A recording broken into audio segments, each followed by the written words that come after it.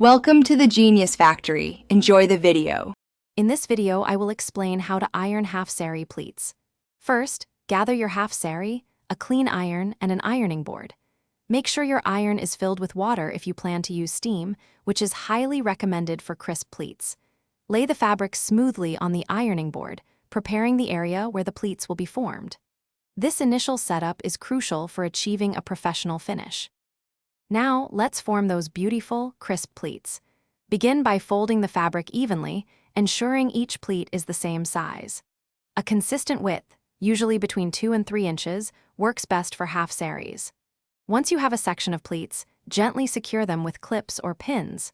This helps to hold them perfectly in position before you apply any heat, making the ironing process much easier and more precise. With your pleats secured, it's time to iron them.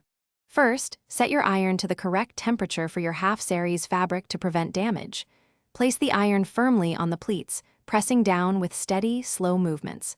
For the best results, use the steam function. Steam helps to relax the fibers, allowing the pleats to set sharply and hold their shape beautifully.